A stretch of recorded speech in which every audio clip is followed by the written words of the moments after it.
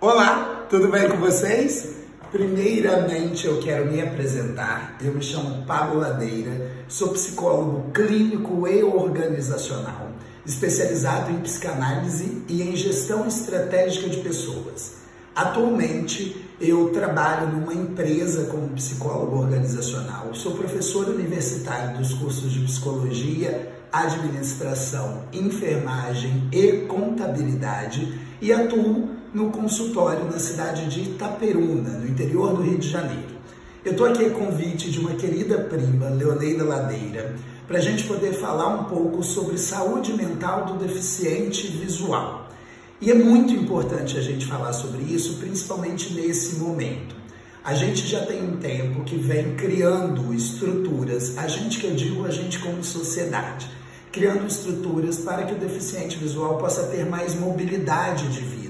Eu mesmo hoje tenho 2 queridos alunos que são deficientes visuais e a instituição onde a gente estuda, onde eles estudam e eu leciono, criou toda uma estrutura estratégica para poder atender as demandas e as necessidades do deficiente visual. Só que só isso é fundamental, só isso é necessário, só isso faz com que o deficiente visual se sinta acolhido. No contexto organizacional e fora de casa, muitas vezes essas estruturas que permitem a mobilidade do deficiente facilitam, geram conforto, trazem sentimento de acolhimento. Mas e dentro de casa? E nesse período de distanciamento social, onde todo mundo está dentro de casa, você, pai, mãe, irmão, que já não tinha mais o hábito de lidar diariamente durante todo o dia com as limitações do deficiente visual em casa, como você está lidando com isso? E é sobre isso que eu quero falar com vocês hoje. Eu separei alguns pontos que eu acho que são muito importantes da gente prestar atenção. O primeiro deles se correlaciona às limitações do deficiente visual. Eu sei que você, como família, como próximo, você sabe quais são as limitações de quem convive com você. Agora, e nesse momento em que a pessoa tem que estar dentro de casa, fora da rotina a qual ela estava habituada? Quais são as limitações que ela tem e que a gente que está em volta, que está ali para prestar apoio, precisa entender? Muitas vezes o deficiente visual ou qualquer outra pessoa com deficiência vive uma realidade que muitas vezes ela não é tão alegre, tão contente por causa dessas próprias limitações. Muitos deficientes ultrapassam isso, conseguem colocar sua personalidade, conseguem ultrapassar barreiras realmente que a deficiência infelizmente limita. Então hoje eu quero conversar um pouco com vocês, não só sobre essas limitações, mas sobre o que você pode fazer para minimizar essas limitações. A grande, talvez uma das maiores limitações, ao meu ver como psicólogo, é nesse momento em que o deficiente visual está em casa, ele teve que ser retirado de um contexto social ao qual ele estava vivendo, que era o de estudo, que era o de sair de casa, que era de ter uma convivência, que muitas vezes isso acontece de forma tardia para o deficiente visual. Então imagina que ele tenha adquirido todas essas potencialidades, toda essa dificuldade da inclusão social tenha sido ultrapassada por ele. Hoje ele estuda ou trabalha ou segue uma vida o mais próximo do normal possível, lembrando que é muito difícil a gente dizer o que é normal, mas dentro da normalidade em que o deficiente visual vive, muitas vezes esse processo de estar fora de casa, de conviver com outras pessoas, permite uma inclusão social. E essa inclusão social, nesse momento de distanciamento, ela foi retirada. Com essa retirada da inclusão social, que é onde o deficiente se sente pertencido e acolhido, há uma grande possibilidade de que ele seja devastado, rechaçado por emoções negativas. E aí você pode me perguntar, mas Pablo, o que eu posso fazer? E é sobre isso que a gente tem que conversar aqui, olho no olho. O que você pode fazer, o que todo mundo pode fazer, é ser mais engajado. ser mais engajado no auxílio, ser mais engajado nos processos de dar autonomia ao deficiente, seja qual for, mas hoje especificamente a gente está falando sobre deficiente visual. Quanto mais engajado a gente for, mais possibilidades de convívio saudável essa pessoa vai ter, mais possibilidades de um dia a dia mais ativo.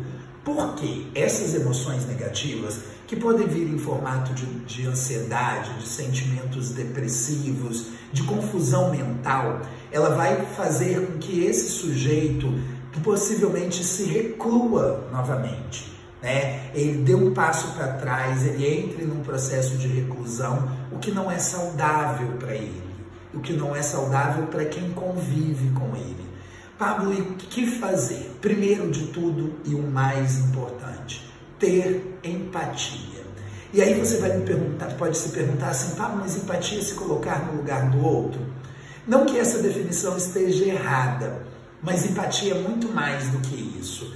Tem uma frase de Carl Rogers, que eu gosto muito dela, que ela fala que ser empático é ver o mundo com os olhos dos outros e não ver o seu mundo refletido nos olhos deles.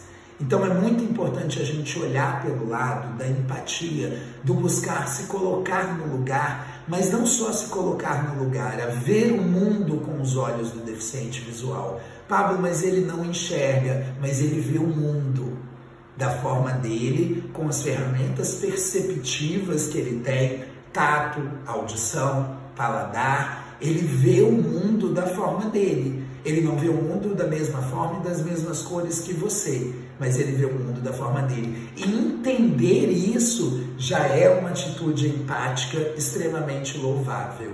E é dentro desse caminho que quem hoje acompanha o deficiente visual em casa precisa se colocar no lugar de apoiador, se colocar no lugar de ouvinte, se colocar no lugar de empatia.